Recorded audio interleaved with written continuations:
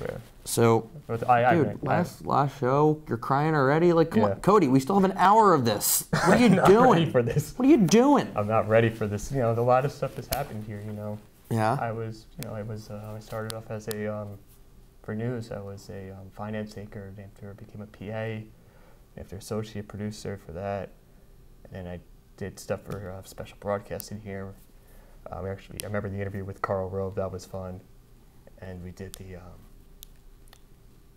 for the debates. I remember I was asked as a freshman, DGS wanted me to be the moderator, and I agreed to it, and I had no idea what the hell I was doing, but it turned out well, and then those little moments kind of reassured what I wanted to do, and a lot of stuff has happened in the studio. I've seen a lot of change. See, but here's the thing. You've done 2 of my news packages, and I think that's the real story. That's the real story of ATV here. I'm the real MVP for that. Yeah, you definitely are. Two A's later, definitely the real MVP. Yeah, I mean, wow.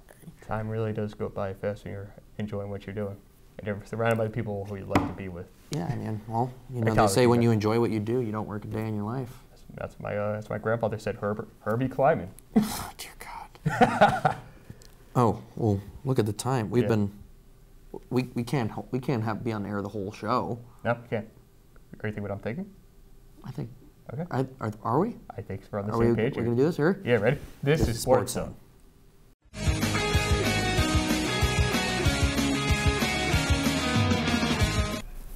Hello and welcome to the season finale of SportsZone. I can't believe a whole semester has come and gone, but we will try and pack a lot of analysis into this final episode. We are starting with the important stuff as we usually do. Studio 90, I'm joined by Jessica and Aaron. And the biggest news of this past week, December 1st, the World Cup draw was announced. We now know the groups going into Russia this summer, and sort of we'll be looking for major takeaways from this group stage. We'll start with you, Jessica. Which team do you think benefited by getting the easiest draw from this announcement? I think Argentina actually has a pretty easy group, even though everyone else in here might disagree with that. I think that for sure they will advance because they're the best team in that whole entire group.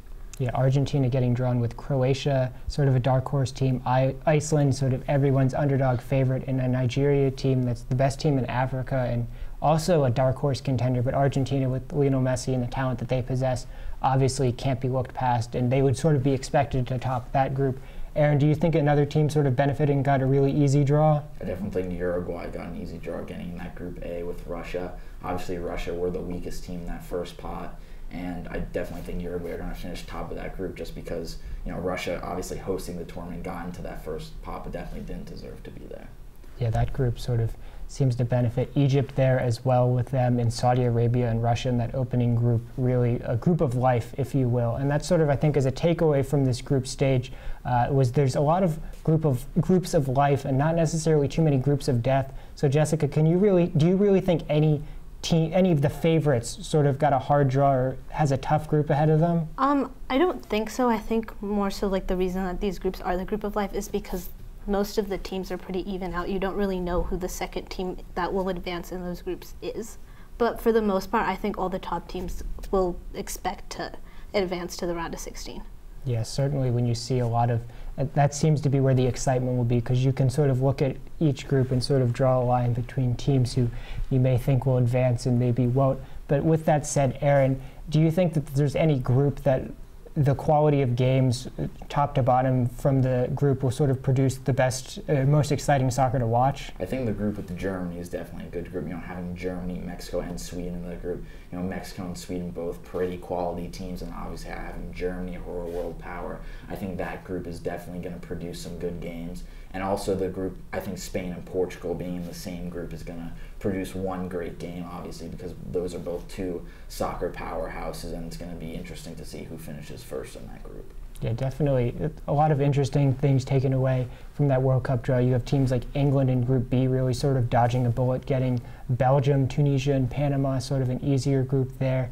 You have some of these seeded teams like Poland getting a fairly easy draw as well. So the World Cup sort of building in excitement as we are less than 7 months away from that kicking off in Russia. But sort of before we get there, we have to finish our domestic league play. And this past week was a hectic one in the English Premier League. 2 games for each team this past week. And sort of the big headlining game was Manchester United playing Arsenal at the Emirates this past weekend. Manchester United were able to carry the fruits of their 4-2 victory over Watford and were victorious over Arsenal on Saturday. So, Aaron, sort of the big takeaway, aside from Manchester United being victorious in this game, was the red card to Paul Pogba at the end of the game. With the Manchester derby up this coming week, do you think the performance or this decision with Pogba are the biggest takeaway for Manchester United? Well, even though not having Pogba for the Manchester derby is going to be really tough, and he's, in my opinion, Manchester United's best and most important player, and he's going to be tough to replace. But I still think that Manchester United's performance is the big takeaway from this match. I mean, you look at David De Gea having 14 saves, just an unbelievable form. And then you look at a guy in Jesse Lingard, who's sort of been in and out of the team the past couple of years, really showing out in this game, bagging the brace for Man United to get the win. And, you know, Man United only really had 29% possession, but sometimes that's all you need, and they got the 3 points, and I definitely think their ability to win that game was huge, and I think that will bring some momentum into the Manchester derby, even without Paul Pogba. And sort of on the other end of the Manchester derby, Manchester City had 2 close calls this week against Southampton, and then over the weekend on West Ham, leaving it late, but they were able to be victorious in both of those games. Jessica, do you think these were just sort of blips on the radar for Manchester City and they'll come into this game and perform as they sort of have all season, or do you think this is a started to be a reason to be concerned about Manchester City? I think they'll definitely come in and perform. I mean, it's a big match. It's one of the biggest rivalries in soccer, so I don't really see them backing down. If anything, I think they're really going to put it all out there and really try to, especially now, keep that streak up. Definitely, and I think the quality of their players sort of shown through Raheem Sterling getting the late goal against Southampton and David Silva bagging his first goal of the season against West Ham. Their quality sort of shining through, and it seems to be a stellar clash and may have implications for the title if Manchester United really is serious about their aspirations. But sort of transitioning from the Barclays Premier League, a big game, to the MLS Cup, the final is set. Don't rub your eyes. It is the same matchup as last year. Toronto will be looking to avenge last year's penalty defeat against the Seattle Sounders. We'll start with you, Jessica. When we talked at the beginning of MLS Cup, you were a little hesitant about Seattle's ability to repeat as champions, but here they are in the final again. So I'll ask you, given the opponent, do you like Seattle's chances to repeat as MLS champions? I definitely think that they're going to go in with all, but I really don't know if they will repeat. I think Toronto's in better form, in all honesty. I think that the Sounders are definitely lacking something. I mean, they did kind of get an easy team when they played Houston in the Western Conference Final. Yeah, they did benefit Houston, knocking off the top seed Portland out there. And Aaron, with all the star talent for Toronto, do you think this is the year they finally get it right? Well, I hope not. I really don't like Toronto, but I do think that they are the more talented team to Seattle. They obviously have guys like Bradley, Altidore, Giovinco, but I'm going to back the Sounders to win this game just because they were in good form. They beat Houston 5-0 on aggregate, and I think Toronto are going to come into this game a little bit arrogant, and that's why I can see Seattle actually winning this game. Yeah, Toronto sort of sliding in on the merit of Josie Altidore's late goal against Columbus, coming in and sort of this team was built to win championships, and they haven't really succeeded on that so far. So we'll have to see how the game shakes out next Saturday. But that is all the time we have for this edition and the final edition of Studio 90 of the semester. Stick around for more Sports Zone after this. Welcome back to Sports Zone, and welcome to your favorite baseball segment, Getting to Third Base. I'm joined today by Kristen Bravo and Aviva Chidel, and me, yourself, David Mandelberg. And so we're going to cover a myriad of topics today. First, I want to start off with Giancarlo Stanton's proposed deal. It's limited now down to the Dodgers, Cardinals, and Giants. The Cardinals and Giants have set forth their terms and set forth their final trade deals. However, the LA Dodgers hold most of the power because Stan has a no trade clause, and he's voiced his preference for LA. So at any point, he can really go to LA or demand that trade. If LA can't do it, then he may be willing to waive it, but it'll be definitely an interesting scenario to play out. Now to Aviva, Aaron Boone, new Yankees manager. Yes. Tell me how you feel about that. It's very interesting. Aaron Boone taking over Joe Girardi. Aaron Boone has played for the Yankees. He retired in 2009. He's been an ESPN analyst since then, being on Monday Night Baseball since last year and then moved to Sunday Night Baseball. He has zero coaching experience in the minor league or the major league. So it's very interesting why the Yankees picked a player who was on their team, but it's going to be interesting to see how he's going to do with no prior experience of being a manager. And being the manager of the New York Yankees, you're under a lot of heat because it's the New York Yankees. So we'll see how that plays out. And do you think that this hire by Brian Cashman is perhaps the biggest gamble of his career, or how do you feel about it? Yeah, I think the Yankees are definitely taking a chance with Aaron Boone because he has no experience. We've seen in the past that some managers with no experience have done well and some haven't. So I guess we'll see in 2018 how it's going to go. Definitely something to look forward to. And now we move on to our next subject, Shohei Ohtani limiting down his team options. Kristen, he said he didn't really want to sign with the East Coast team.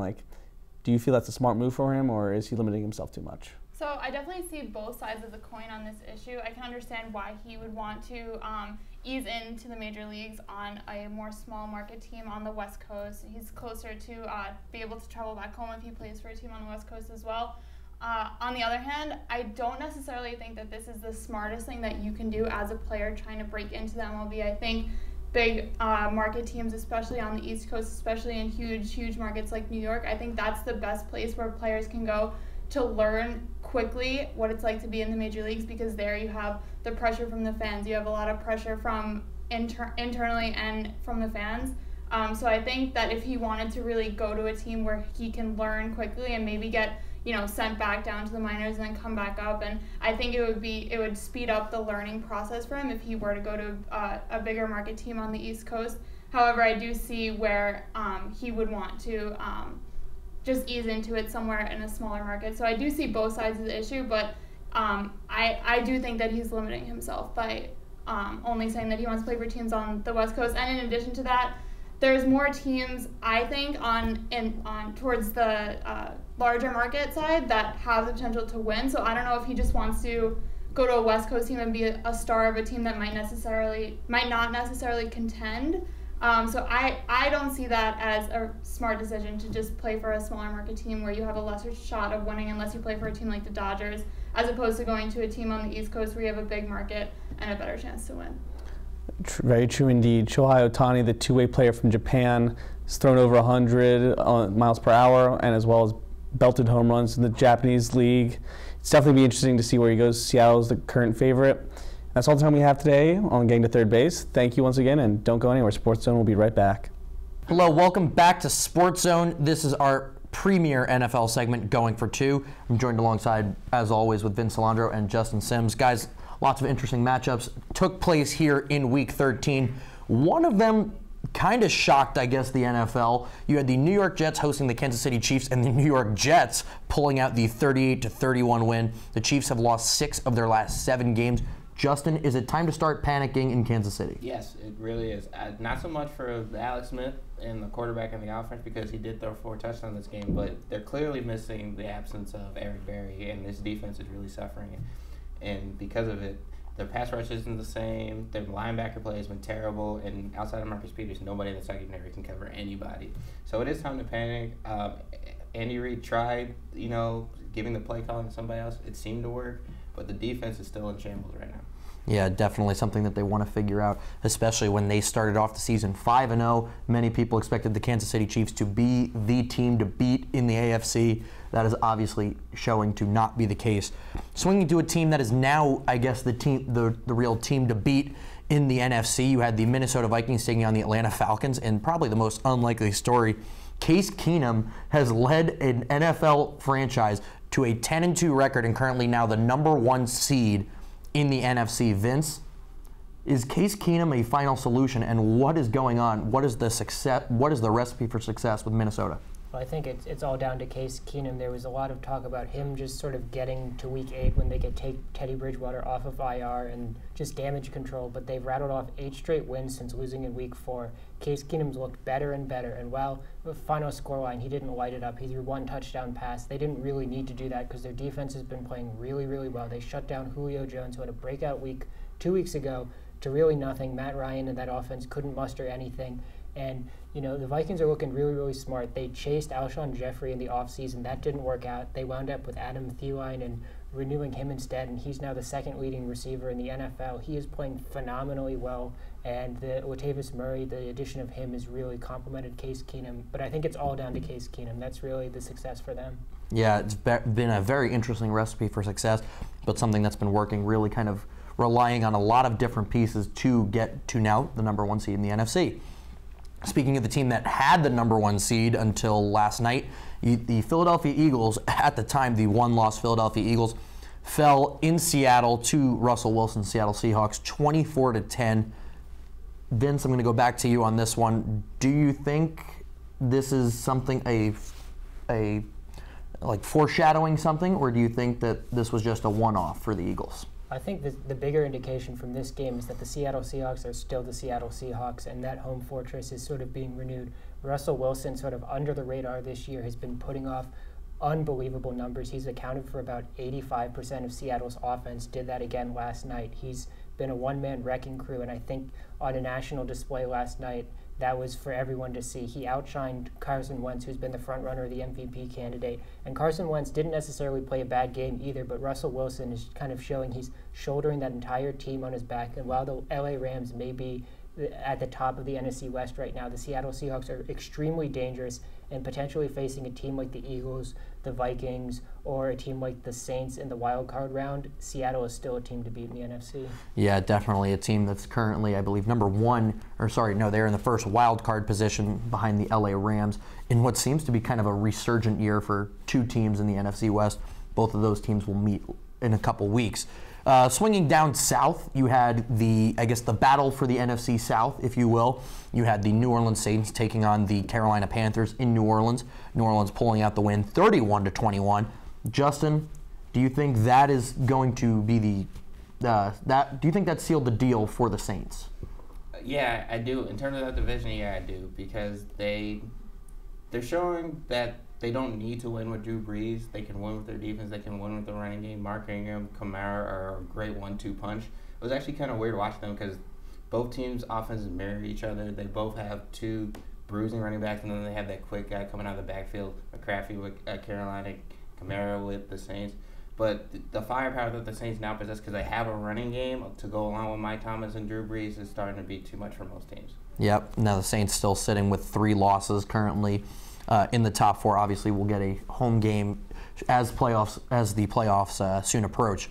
So now swing next. We'll be looking next towards Week 14. Guys, I'll start with Justin. What's your matchup of the week? Mine is Jaguars versus Seattle. Jaguars are going to be at home. We're going to see if Seattle's defense, which had a good week this week, can travel all the way to the East Coast, play against a really good Jaguars team with a really good offensive line. I think the best offensive line in football, the way they're running the ball. And we're going to see, this will be the indicator of how the Jaguars will fare in the playoffs, because we'll see if Blake Bortles is able to pass against this vaulted, albeit injured, Seattle's Seahawks defense, and if they can still run the football effectively. The defense will probably be fine, hold Russell Wilson in check a little bit, but the gauge will be how well is this offense running when everybody's going to be stacking the box, and Blake Bortles has to be the one that wins the game for the team. Vince? I got to go Minnesota playing Carolina. They've just running a gauntlet with the NFC South. They beat the Falcons last week. It'll keep it going. The Panthers also, this is a really interesting game, sort of a must-win game for them, coming off the game against the Saints last week with teams like Seattle and Atlanta playing well. The chase for the wild card is really thick and fast, and this is a game that neither team can really afford to lose. Yeah, my matchup of the week will be the Los Angeles Rams taking on the Philadelphia Eagles. You finally have the Wentz versus Goff battle. See who gets the better of that. It will be out in the LA Coliseum at 4:25. This could be huge playoff implications on the line, especially when it comes to seeding. The LA Rams have a chance to possibly even pass the Eagles and become the number 2 team and possibly lock up a first-round bye. The Eagles also have a chance to prove that last week was truly a one-off and that they are still dominating force in the NFC. But anyway, that's all the time we have for this edition of Going for Two. More Sports Zone coming to you after this. Hello, welcome back to Sports Zone. This is the college football segment. I am joined alongside once again with Vince Salandro and Justin Sims. So let's kick it off. Let's touch it down. This was championship weekend. Lots of different playoff implications on the line. So let's start with, I guess, the early Power 5 championship. You had the Big 12, the inaugural Big 12 title game in AT&T Stadium in Dallas. And Oklahoma absolutely demolishing TCU 41-17. So I'm going to start with Justin. Is this to show that Oklahoma is legit? I think they've been legit for a little while now. It just proves that they're the dominant team in the Big 12. Baker Mayfield is probably the best quarterback in college football. And another thing it showed is that Oklahoma's defense, which was really bad at the start of the year, has really improved. Everybody's come on, like the secondary's improved. The linebacker play has really gotten going, and they're really starting to get a pass rush, which they didn't have early on. But yeah, we're seeing Baker Mayfield at his best, even with that little temper tantrum from a couple weeks ago. Yeah, so definitely something to look forward to. One-loss Oklahoma finding their way into the playoffs this year. First time in the college football playoff format that we will have a Big 12 team in the top 4. Now, swinging out west, you had USC taking on Stanford. USC picking up the Pac-12 title after coming off of a big Rose Bowl win and kind of a resurgent program in the last 2 years. Vince, is USC going to be legit now that possibly they could be losing Sam Darnold going to the NFL?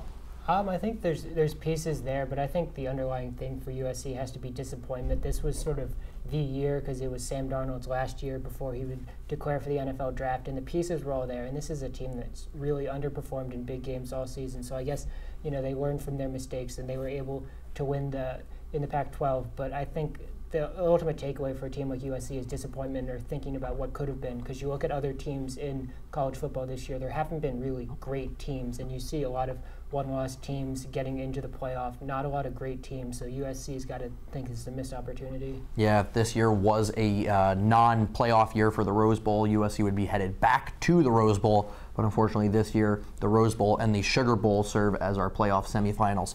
Going to the SEC, you had Auburn, number 2 Auburn, taking on number 6 Georgia. Georgia coming away with that one, 28-7 in Mercedes-Benz. Vince, what do you think this says about Auburn as a team in the fact that they've got 2 big wins against number 1 teams, but both at home? I mean, the ultimate takeaway for this SEC title game was that their running backs weren't healthy. That was the big thing coming out of the Iron Bowl. They had their 2 top running backs get hurt in that game, so while that game they were riding a high and would likely be in the top 4, the game lost its luster a little bit, and also they were coming into a game against Georgia, and Georgia got pretty much smacked in their first matchup. So Georgia was coming in, they were the hungry team, and whilst Auburn sort of had a little complacency in those injuries, Georgia was a hungrier team, and I think ultimately that a lot of factors sort of worked against Auburn in this game, and they just really were nullified the whole 60 minutes. Yeah, Auburn's also 2 losses on the road. Auburn kind of known this year as not being the greatest of road teams, but being absolutely, I guess, are forced to be reckoned with at home.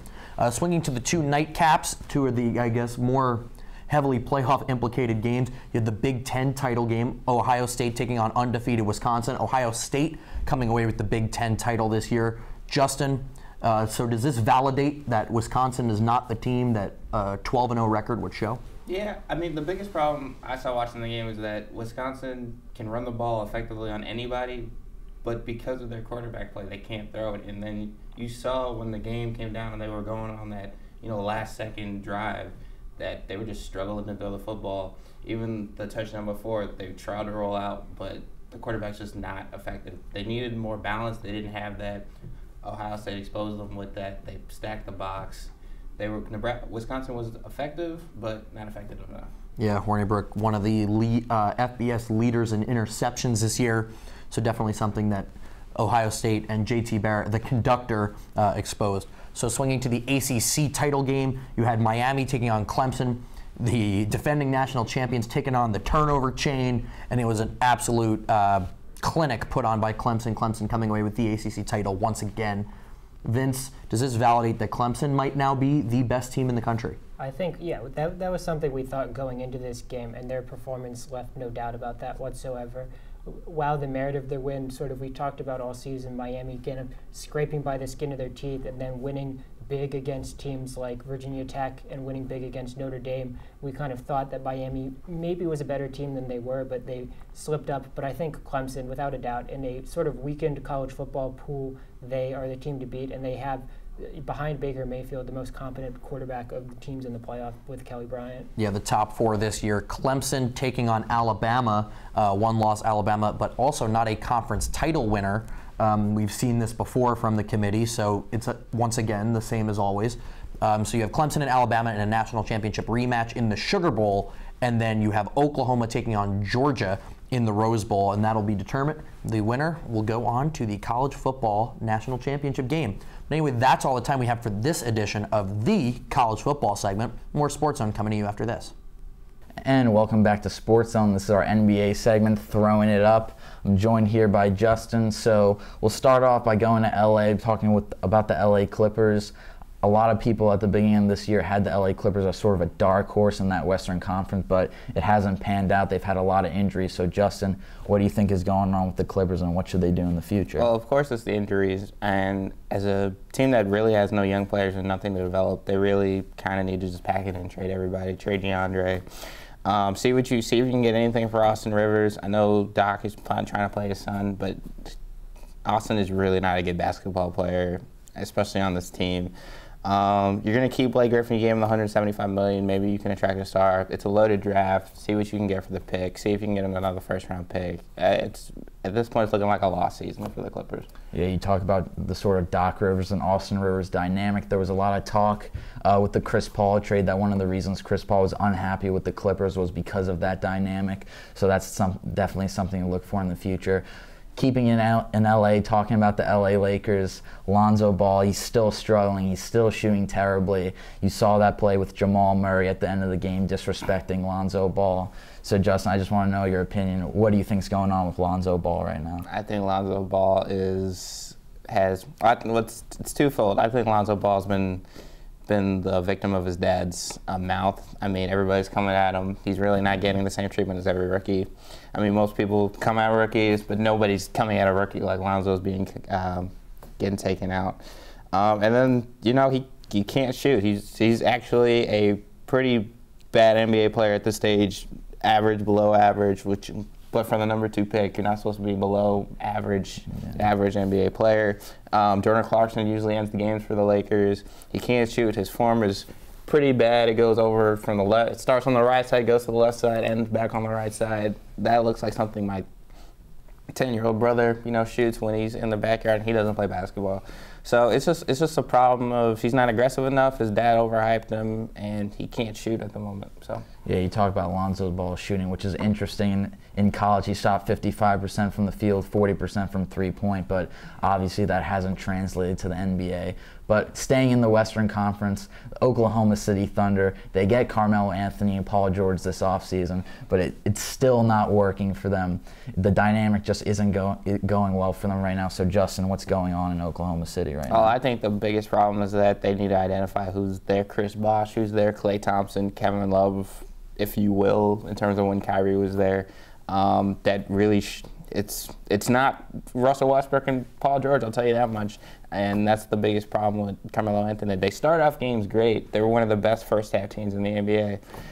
But third, fourth quarter comes in, and, they're really bad. They go back to ISO ball. I'm starting to get to the point that in the fourth quarter of an NBA basketball game, my dear friend Carmelo, he really shouldn't dominate the ball. He tries to. He's posting up. He's taking the shot clock down to 12 seconds like he was doing with the Knicks, but it doesn't work. He's not the best player on this team. He's the third best player, arguably the fourth best player if you look at Steven Adams.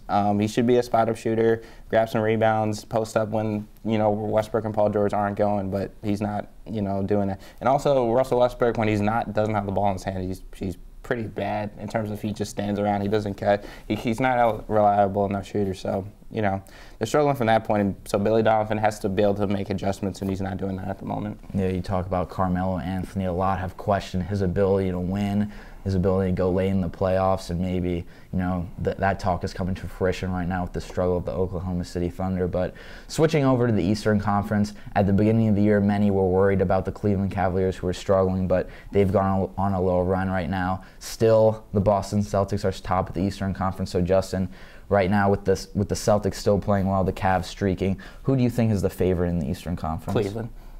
Cleveland. Kyrie's playing great. They don't have enough firepower with Gordon Hayward being down. Maybe All-Star.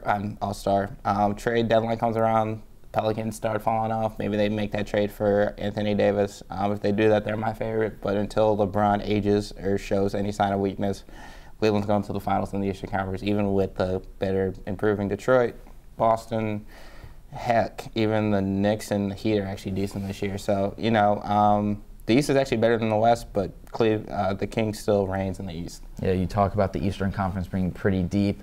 You mentioned the Knicks, who started off the year pretty well, but are now struggling with injuries. Kristaps is sort of a game in, a game out. Same with Enes Kanter. So, do you think that the Knicks should rest Kristaps Porzingis for a long period of time just to get him back to health, or do you think that they should keep trying to play him to win games? It depends. They have a pretty easy schedule coming up. I think they play 10 straight teams without 500 records, and then around Christmas time they start. They play Philadelphia and San Antonio a couple of times. Depends what they do in this 10-game stretch. If they come out, winning 8 out of 10. Great, I keep playing him. If not, you might really want to consider taking, because their next 19 games going into 2018 are all on the road, or 19 out of 25. So it's a little early draft as well. You got to add somebody to, Porzingis, Hardaway, Ntilikina, Cornelius balling out. Maybe you get a first-round pick for him. Kyle Quinn's balling out too. You can't trade Kanter because he's playing so well. But I think this next month between now and the end of December is going to be the critical point of whether or not the Knicks are buyers or sellers at the trade deadline. So we'll see. Yeah, definitely. You mentioned Kristaps Porzingis. He's so important to this Knicks franchise, and they need to do anything that they can to keep him healthy and keep him a Knick long term. Another team in the Eastern Conference that's been surprising is the Detroit Pistons, who started off the year well, and many thought they would die down, but they're still playing really good basketball. So, Justin, what do you think is the key to the Detroit Pistons' success this season? Well, it's two keys. One, Tobias Harris has not missed a shot since the season started. He's playing out of his mind. He's starting to play like a dominant scorer that we all thought he could be. And then Drummond is actually, he's more motivated, playing better defense. And the biggest thing, he's upped his free throw percentage from 35% to a respectable 63. But for somebody like him, it's really good because he's now playable in the fourth quarter. He's being that big pick and roll man. He's not afraid to go to the line. He's shooting with confidence. So they're more a dominant defensive team, and they have, more offensive firepower and aren't giving away buckets with Drummond just getting hacked, every time now. So. Yeah, definitely the Detroit Pistons, a team to watch in the Eastern Conference. But that's all we have for this edition of Thrown Up, and more Sports Zone after this. Hello, welcome back to Sports Zone. This is our AU Insiders panel, where we talk about the Eagles and their athletic exploits. Once again, joined alongside with Vince Alondro. Vince, obviously the volleyball season coming to an end over the weekend, losing in straight sets to BYU. Kind of just talk about the season that volleyball has had, and obviously how this loss really kind of will affect the team moving forward. Yeah, I think when you look at the team, in terms of future prospects, they're losing two seniors off this team, Aaron Swartz and Hawkley Dawson, who played intermittently but didn't have large roles on the team. So talking with Barry Goldberg, even after the Patriot League title, he was saying that he was optimistic about this group because a lot of the core was underclassmen that he was able to bring back, and a lot of the starters now have NCAA experience. So while losing in straight sets to a BYU team who was just red hot and torched through the AU volleyball program, there's lessons to be learned in this team. They return basically everyone from their starting lineup. They have established, they've got the player of the year coming back, Alexandra Kazala, the two-time reigning player of the year. They have the defensive player of the year, Kristen Largay. They've got a setter who's an all-league type of player, Kennedy Etheridge. They've got another outside hitter, Elena Elbeck, who can sort of complement Alexandra Kazala, and that sort of contributed to their success sort of in the midway point of the season. They found a second hitter. So they have a lot of players. If they are able to sort of take the lessons they learned from this year and move forward, there's no reason why this team can't get back to the NCAA tournament and maybe perform a little bit better than they did against BYU. Yeah, you also have Cheyenne Orsi and Vela McBride coming back in the middle blocker position, so it should be another strong AU volleyball season next season. Swinging now to the hardwood, you have men's and women's basketball action finally kind of taking over the school. So starting with the women's basketball, the women won over the weekend in overtime against Youngstown State. Vince, what did you think about the women's game this weekend? Well, I think Megan Jebbia has an advantage that she has a really deep bench that she's been able to use. And you look at games this season, they've been several times Kate Bond off the bench, Katie Moreni. This game, it was Caitlin Lewison coming and scoring 16 points off the bench. So they're getting scoring off of the bench, and Megan Jebbia is not afraid to use the bench. In addition to their starters, Cecily Carl, Michael Harris have been playing really well. Emily Kinniston leading the charge. So they have a great depth, and that sort of benefited them. As you know, they've had some players in the starting lineup who've had off games, but they've been able to utilize their deep bench. They're shooting the three-point ball particularly well, and Youngstown State down the stretch as the game sort of came close, they have those players that they can sort of look to. Cecily Carl and Emily Kinniston sort of shouldered the load, and they were players that Jebbia could rely on as close game situation, making plays for the team to win the game. And they're setting up themselves pretty well. 5 wins overall for this team was sort of better than expected as they're rolling into Patriot League play. Yeah, the AU women's basketball team has really kind of been a lot stronger in the fourth quarter than in years past. Really kind of, when I spoke to members of the team, really more focused on trying to get that start now, get that up to speed. They really have been coming on strong and have made some comebacks in key games here in the fourth quarter. Swinging to the other side of the gym, you got the men's basketball team, who's not been seeing the same success, but with lots of injuries, losing 2 in the last week, one to Maryland Eastern Shore and the other to St. Francis on Wednesday night. Vince, is this bad news coming for the men's team? I think it's a sign of sort of what we expected going into the season. There have been performances that have exceeded expectations, but they just have a really depleted roster even when players are healthy. I think bright spots are Saeed Nelson and Larry Matuzis are sort of creating a dynamic 1-2 scoring punch, but when those two are really the only two are really able to get on the score sheet, that the team suffers a little bit. I think really not having Mark Gasparini in the lineup has been hurting them through their first 5-6 games, not having a true big man down low, having to play as Mike Brennan typically does, playing his guards in the center position, playing players out of position. They're getting outmanned down low. And I think maybe this isn't sort of the tune that we'll see for the whole season, and once players get healthy, it may start to improve a little bit, but right now I think this is what we can expect until they get everyone healthy again. It'll be very interesting to see how they do. The women with Denver coming up on the weekend, the men with Western Illinois on Wednesday, and then a big home match against the Howard Bison, the crosstown rival. But anyway, that's all the time we have for this edition of AU Insiders. More Sports Zone coming to you after this. Hello, welcome back to Sports Zone. This is everybody's favorite segment, Thumble, Thumbs Up, Thumbs Down, where we talk about the good, the bad, and sometimes ugly in the world of sports and the world at large. So we're going to go with a thumbs down. I've had quite a roller coaster of the last, let's say, 36 hours. I was supposed to come in last evening from Minneapolis after a long weekend of working hockey. Turns out that flight was canceled because of no crew, because it's a shuttle flight, some reason American Airlines gave me for that. The next flight they said they could get me on was at 6 p.m. this evening. Obviously, that did not happen, as I am here. They said they could reserve myself a seat on the 6 p.m. flight, and you can fly standby on the 1 o'clock flight. So, luckily enough, nobody was flying to from Minneapolis to Reagan National at 1 o'clock.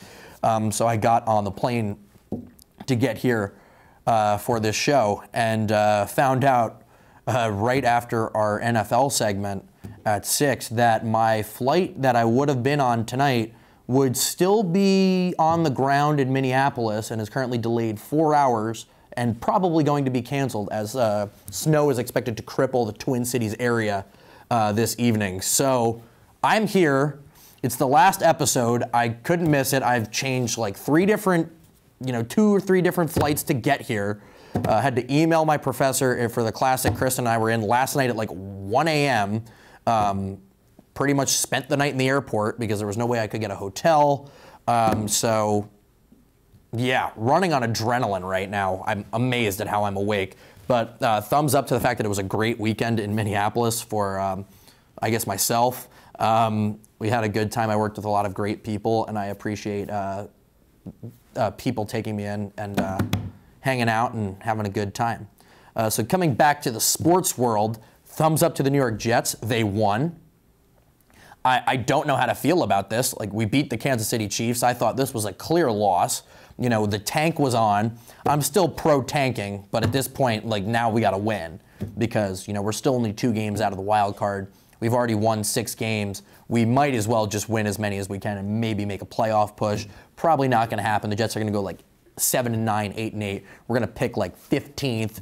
We're going to not have Sam Darnold or Josh Rosen or any quarterback. We're probably going to pick another defensive tackle, and that's going to be the end of that. So that's the New York Jets for you because we don't even know how to lose right. It's really depressing. Thumbs up to the New York Rangers. Great play, absolutely downing Carolina over the weekend, 5-1. Definitely always good to see, you know, that the Rangers are doing well. They're finally kind of getting out of their beginning of season funk that they were in. It was a little weird, but glad that they're finally, you know, looking like the Rangers of old. I'm going to go thumbs middle to just the whole slate of championship Saturday games. Like, I had no idea what to expect after Alabama lost. But the minute Wisconsin lost, I knew that Alabama was in, no questions asked, because as much as the committee says, you know, it's they want, you know, top teams, you know, they have completely just thrown the conference championship game in the wastebasket again. You know, they're saying they want the 4 best teams. Then if we're looking for the 4 best teams, why don't we just put Alabama and Ohio State in the playoffs every year and forget every other team? Oh, and now you can make a case for Clemson. So let's put those 3 teams in. Let's just have a battle for the 4th. So why waste everybody's time of having all these upsets and all that stuff? But thumbs up to the University of Minnesota. I went to go watch them play in Mariucci Arena. They beat Wisconsin in 2 games. That was fantastic to watch. It's kind of nice and a little refreshing to go see a school that cares a lot about one sport. You don't normally see that here in our nation's capital.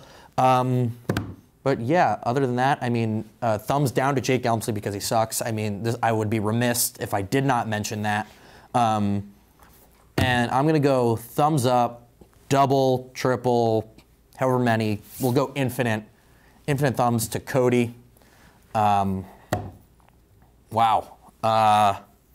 Didn't think I'd ever see the day that we'd be saying goodbye to Cody on this show. I know that you've touched everybody on this staff across ATV, not just here, but we're glad that you consider this show your home. We know you're going to do great things. Remember us when you have millions of dollars, please. Possibly, you know, maybe have to bail somebody out of sticky situations every now and then. Not going to name names on this show, Vince. But personally, you know, I've loved spending time with you the last few years. We've really gotten to know each other. We've become good friends and hopefully lifelong friends. Yeah, wow. It's, you know, I was glad that I was able to get back here today so I could properly send you off here. You deserve it, buddy. But with that, before I get sentimental here, I'm going to swing it over to Aaron.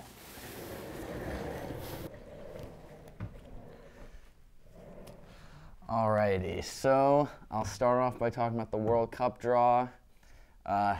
Thumbs up to England's draw because I got a very easy draw. Now that the U.S. aren't in the World Cup, I have to embrace my English heritage, which my dad is happy about, but I'm not very happy about. But yeah, England got an easy draw. That was cool. Thumbs up to that Man U Arsenal game. I know I talked about it with Vince before. He was very upset about it, but, you know, you can have as many shots on target, as much possession as you want, but all that matters is the win. Man United got the win. Thumbs up to that dance celebration from Jesse Lingard. That was cool to see. And man, thumbs down to Cody for leaving, man. Oh, God. I've gotten to know him over the past year. He's a great guy. Just always brings just a great energy to the studio, and it's really, really going to be tough without him here. It's going to be weird without him here, you know, fixing all of our technical issues and everything like that. And I wish he could stay, but, you know, he's got to go out to the world and do great things, and I know he will. So, yeah, thumbs up to Cody, and I'll throw it over to Justin.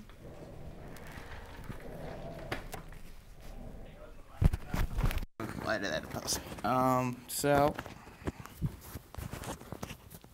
Vince, don't you love me? All right, guys. As you can see, I had some technical difficulties because I'm a klutz. So, where do we start? So, thumbs up to the Patriots for winning yesterday. Blew up the Bills. Thumbs down to Gronk because that was a pretty cheap shot you had yesterday against the dude on the ground. That was pretty Bush League. Thumbs up to the Knicks. They're probably not going to win a lot of games, but they're exciting, and I just like watching good basketball, so that's fun. Thumbs up to, I know this isn't AU related, but Georgetown. Patrick Ewing's actually a pretty good coach, and I can't wait to see the Georgetown St. John's game with Chris Mullin and Patrick Ewing kind of going at it. That'll be really fun to see. I have a feeling they might get into a fight verbally or physically, just because that's how both of them are, but, you know, it'll be fun to see. Thumbs up for me actually being here for like more than, what is this, my 4th time here this semester, so it's actually always fun being here. It's better than going to class. I enjoy it. And then, you know, thumbs middle to Cody. I mean, it's hard to say thumbs down because, you know, you're leaving, but it's thumbs up because, you know, you're going to do good things, whether you're working at Epex or doing your own show, man. And when you do get your own show, I'm going to need a job probably because you got a 6-month head start on me, so I'll be calling.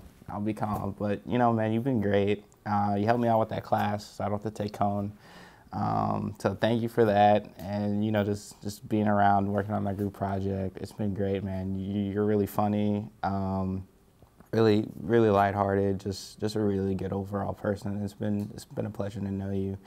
I wish you could stay longer. I wish we could both walk together. Unfortunately, that's not going to happen, but I know you're going to do great things. But seriously, when you get that show, I'm going to need that job. So please, please don't lose my email. But yeah, man, congrats. Enjoy yourself. Enjoy these last couple of weeks, man. You're going to do great. I'm going to hand it over to Jessica.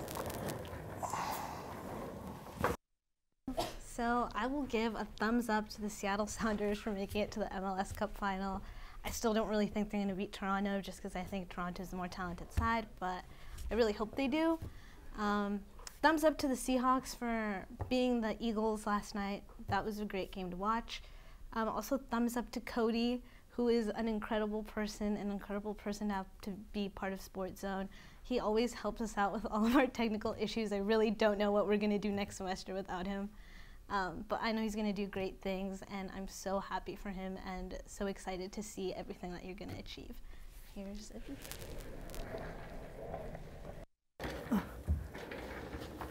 I'm going to start off thumbs up that I was able to come for a full time today because my class got canceled.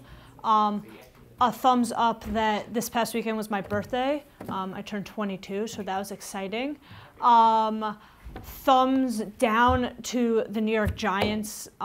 They benched Eli Manning last week when they really should not have. The Giants' offense is really not good, and Eli Manning is really the only player on the Giants who is somewhat good. So to bench him was not a good idea. All the fans were very upset. And this morning, the coach and general manager got fired because of this, probably because of this decision. So the Giants are not doing well right now. So big thumbs down to them. Thumbs middle to Cody. I've known you for like 2 years now. We had a class together, which was a lot of fun. But it's been a wild ride. You laugh so much and you make everyone else laugh, and SportsZone's gonna miss you, AU's gonna miss you, and good luck in the world, and like Justin said, like, get us a job. This is Kristen. All right, I'm going to start off with a thumbs up to the Giants for firing Ben McAdoo and Jerry Reese. It's been a long time coming. They benched Eli Manning, as Aviva mentioned, this last weekend, which was obviously not the right decision. How do you bench your two-time Super Bowl MVP quarterback? That's not going to solve any problems, and have Geno Smith start in his place. Clearly, that's not the right decision. So it's good for the Giants that they kind of cleaned house, and we'll see going forward if they can improve. I will give a thumbs up to everybody here. It's been a great season of SportsZone. I love coming here every week, and it's because of all of you. So I appreciate everyone's hard work this semester and look forward to working with all of you again next semester. And then I'll give a thumbs middle to Cody. This is really tough for me. Cody, you've been here for me since the very first day that I joined SportsZone, and I don't know what I'm going to do without you. Every time I see you, you just like brighten up my day, and I'm sure that goes for everybody else, and you make everybody around you a better person. You make everyone around you happy. And since the very first day I joined the show, you've been there for me, and I can't thank you enough for everything that you've done for me and for SportsZone over the last few years, and I'm really going to miss you. But I wish you nothing but the best in your career, and at least you live on Long Island so that we can still see each other, so thumbs up to that. That will still be close enough that we could see each other. And you're always welcome back here to visit anytime, you know that. And that's all I have today. Here's Vince.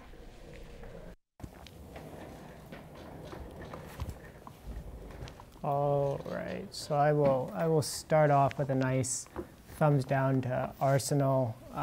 They performed well, but it doesn't matter how well you perform. They didn't win over the weekend against Manchester United. They had 33 shots, 14 shots on goal. They could only muster 1 goal. That's not going to get the job done. Mustafi and Koscielny were both pitiful in that game. Mustafi, I don't think he was hurt. I think he faked an injury, and that's really embarrassing. I will also throw a thumbs down to Paul Pogba. His red card was his red card. It looked really nasty and ugly. I can't really judge intent, but the way he conducted himself walking off the field, trying to show up the officials who correctly ejected him from the game, applauding in front of the 4th officials, ironically, running his mouth, like just in general acting like he's better than everyone else. I thought that the FA should have come in and levied a harsher suspension on Paul Pogba, but that's beside the point. And yeah, I'm just another big game where Arsenal doesn't perform and doesn't get the result. What else is new, I guess?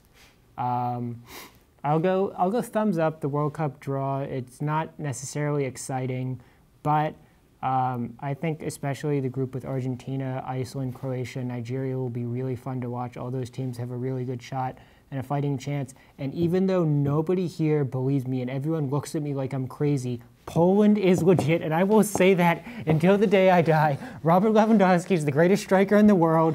They've got a solid defense. Lucas Fabianski is one of the most underrated keepers in the world. They got the easiest group out of everybody aside from Uruguay. Colombia's garbage. The other 2 teams in that group are garbage. Poland's going out #1. It's going to be great.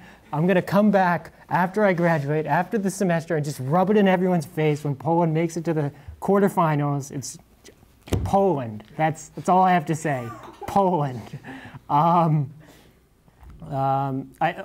up. The VCU men's basketball team beat longtime rival ODU over the weekend. It's really lost its muster since both teams moved from the CAA. And now they don't play each other twice a year anymore, but it's always great beating ODU because nobody likes ODU. Nobody likes Old Dominion. And even bigger thumbs up because the villain himself, Ryan knows who I'm talking about, is coming back to Richmond tomorrow night with his Texas goons. I hope he gets booed out of the building. I'm not going to justify his presence by saying his name, but everyone knows who I'm talking about. The former head coach at VCU is coming back for his obligation after just abandoning the city and abandoning the team, and I hope he gets booed. I hope he has a horrible time.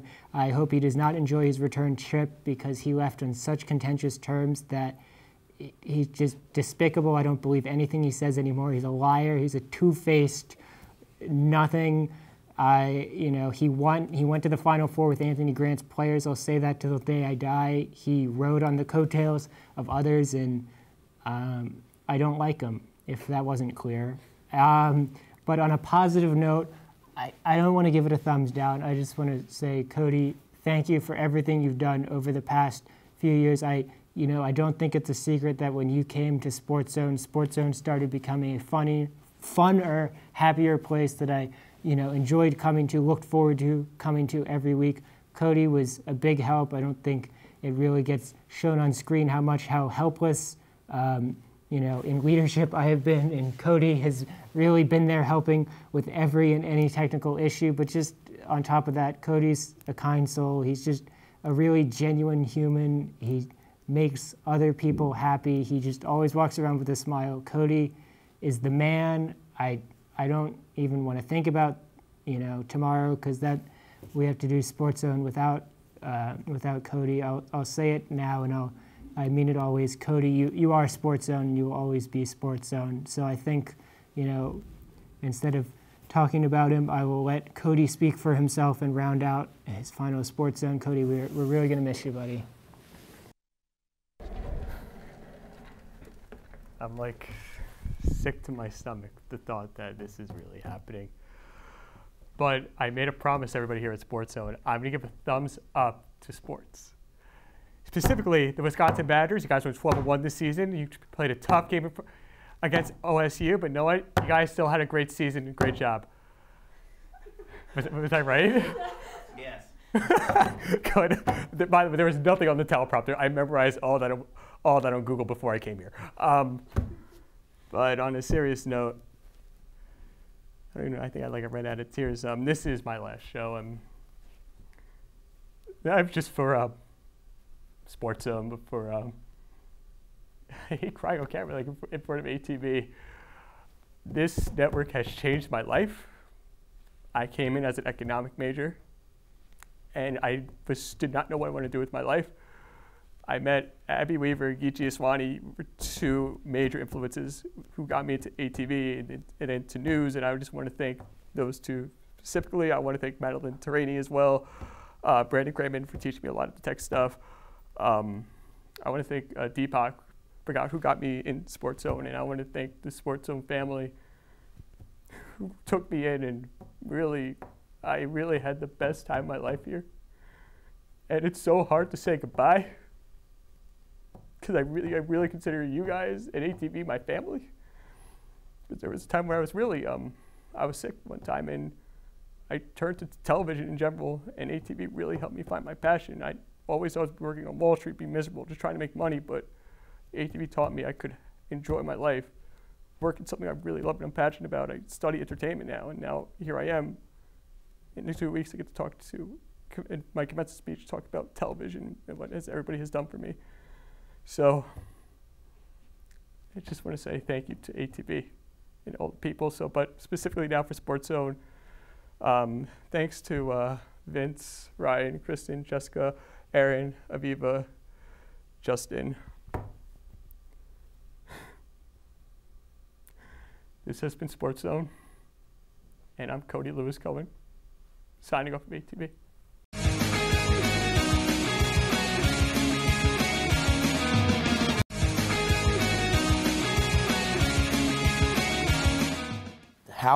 How is this, like, how are we at the end of the semester already, like, across the board?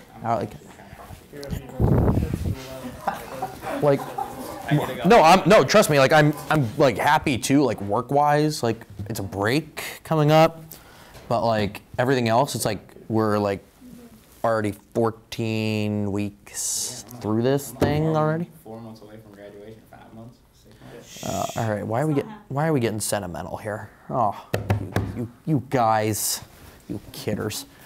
Can we also talk about the fact that Cody decided to, then share his article about him on LinkedIn? If we're gonna pick a social media platform to share things with, really, LinkedIn? Did it on Facebook?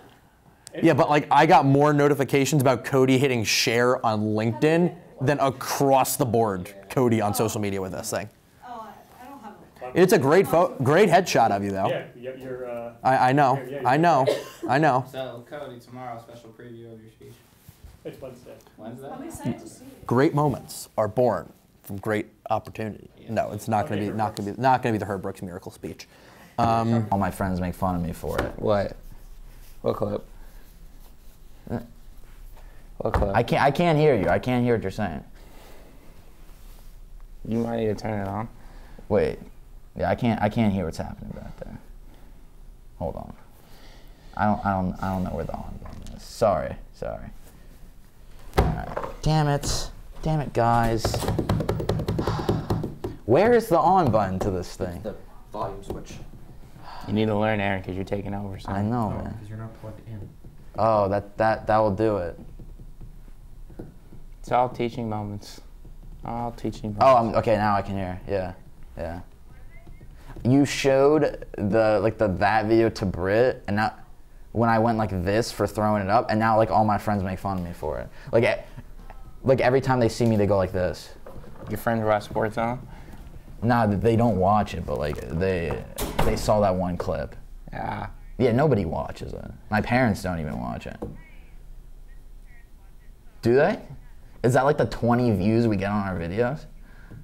It might be me replaying it like 5 times just to see myself. Like, did I really sound like an idiot there? Yes, I did. We get 20 views. What are we gonna talk about? We get. What are we gonna talk about, dude? Holy. Okay. Seriously. I don't know. I could go on a rant about how bad Melo's being for Oklahoma City. I don't know. That's from like 2 minutes. Just the ball. Hey, don't hate on Lonzo Ball, please. Thank you. Lonzo Ball's trash, fam. He's a rookie. He's trash.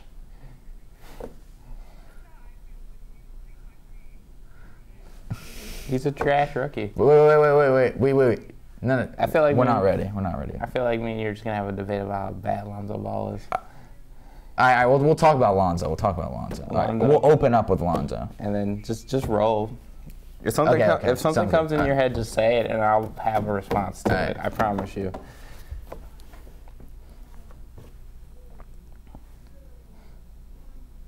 And welcome back to SportsZone. This is our NBA segment, throwing it up. The last one of the year, so I had to get the form right on that one.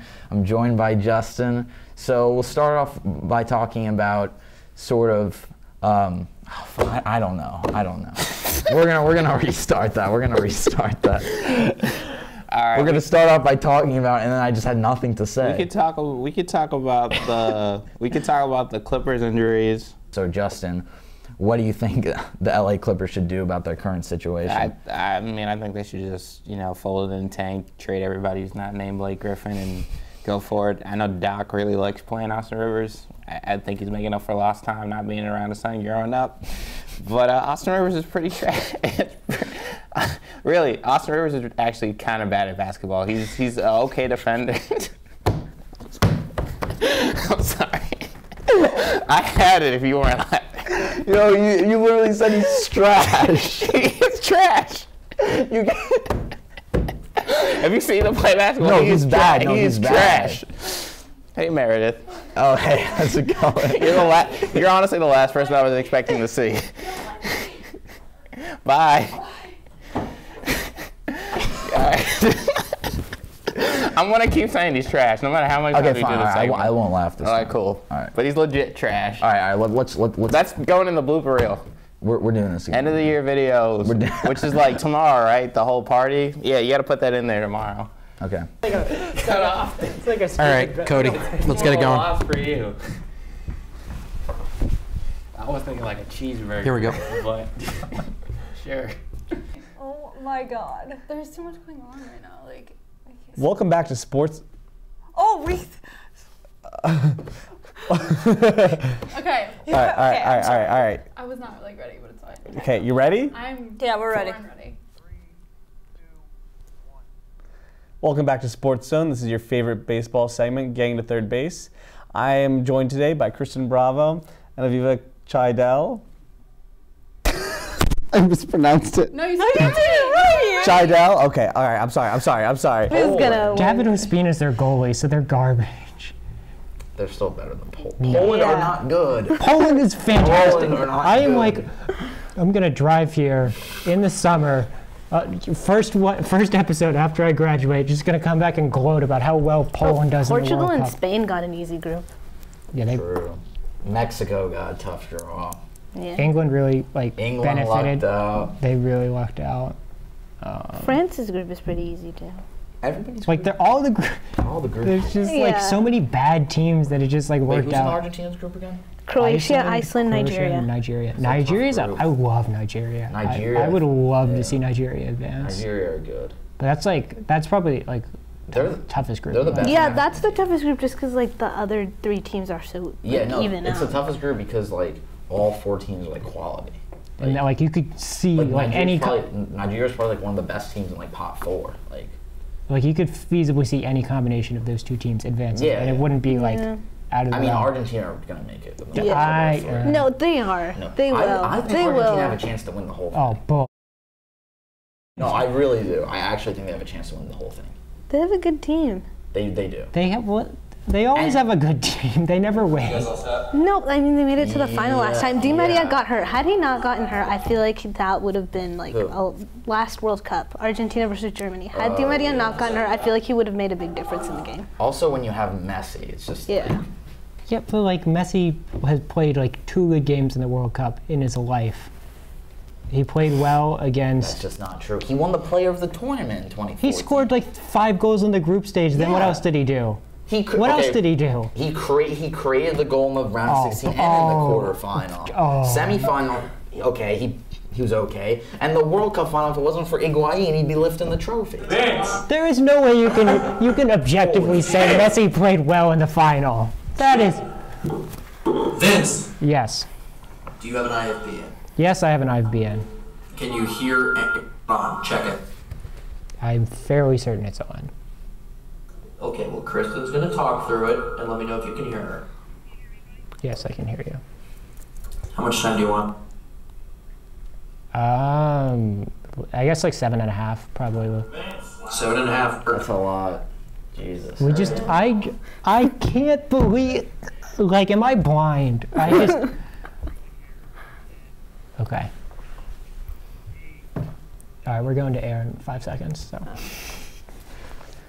Motivational speaker. Yep. Like, that's the least I could say. Don't go out after 12. Nothing bad. 6 Nothing good minutes. happens after 12. Hey, you boys got this. You got it. Watch him get in a rest like his first week into the season. Somebody was out after 2 a.m. drunk DUI. I told him not to go out after 12 and don't press send. Don't press send. I told him don't press. God, I love Herm Edwards so much. Dude, he is a beautiful person. All right, let's do this thing. Open seat when he, Yeah, Cody's been. Yeah, Cody's the definition of the real MVP. Cody, That's my quarterback. come here. That's my quarterback. Been a pleasure, buddy. Love you too, buddy. Cody, I would give you how the lead so that video production too, which is the best joke of the class I've ever had in my life. Dude, I wish I had a joke of the class this semester. I really do. What a woman. What a woman. What a woman.